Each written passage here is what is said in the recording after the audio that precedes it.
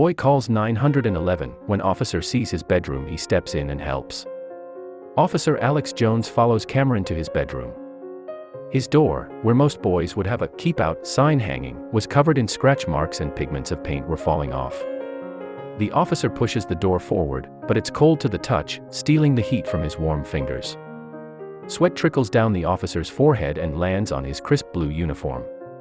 But just as he goes to wipe the sweat away, the door opens and Officer Jones has a terrible feeling hit the pit of his stomach. He had never seen anything like this before. Officer Alex Jones had been a police officer for a decade. There were times where his job was rewarding, but it was also dangerous. Despite this, it was in his duty to protect and serve the people of his small town. Yes, with 10 years on the job, Officer Jones thought he had seen it all. Until now, that is. Officer Jones walks into the station armed with a fresh coffee and a fresh blueberry muffin his wife baked. As he got ready to start his shift, he nestled himself into his chair. But then a call came through, piercing the silence lingering in the air of the station. The call was from a little boy called Cameron, and it sounded like he needed help. The officer races into his car and drives over to the address of Cameron. All the worst-case scenarios run through his mind as speeds across town to try and help this boy. Despite the traffic, the officer got there within 15 minutes. As he pulls up the house, he can feel his pulse pounding. Surely it wasn't too late. As Officer Jones gets out of his car in the hazy heat of the August sun, he notices a little boy sat on the front porch of the house. That must be Cameron. The officer makes his way over to the boy, the house reflected in his overly large sunglasses, to discuss what had happened. But Officer Jones never could have predicted what would happen next. "My mom wouldn't let me play my video game," the boy revealed coyly. Despite his answer, Officer Jones's police instincts kicked in. The boy looked uneasy. Was this the genuine reason he called? It looked like something else was worrying him. The officer thought there was more to the story, and he was so right. Officer Jones asks the boy to show him his room, and the boy hesitantly agrees. His mom out of the house, as she was just round her neighbor's house, dropping off some food. The officer steps inside his house, eager to find out some answers.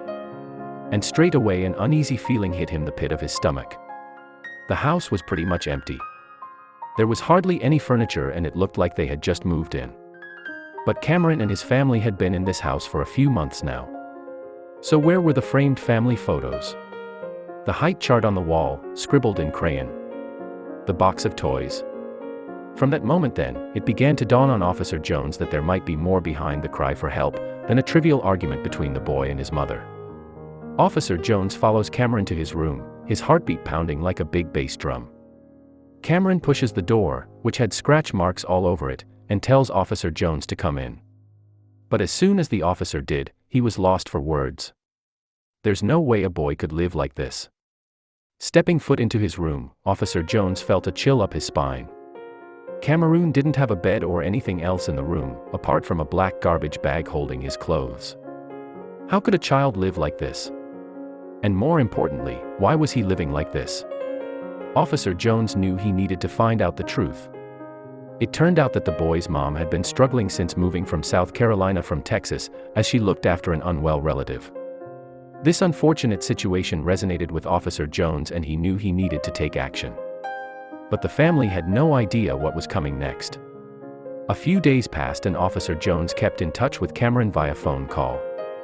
There's no way Officer Jones could let this boy carry on living how he's been living for the last few months. But this officer had a trick up his sleeve. And it was a trick that would leave the boy and his family lost for words. Officer Jones pulls up to the Cameron's house in a truck. He gets out of the vehicle and makes his way to the front door. He knocks and Cameron opens it. "Hey, Cameron," the officer says, in a friendly tone. "Look at this," he says, before pointing behind him. Cameron looks behind the officer and the boy bursts into tears when he sees what's in the officer's truck. The truck was carrying presents and gifts that were all bought by the officer. You see, the officer had intended to finally fill up the space in Cameron's room. Among other things, Cameron received a new bed as well as a chair, a desk, and a television. But the surprises didn't end there. Cameron also received a brand new games console. He couldn't believe how kind a stranger could be. Especially a cop. It's safe to say that Cameron is now happy and content in his new room. And it just goes to show, it doesn't hurt to be kind.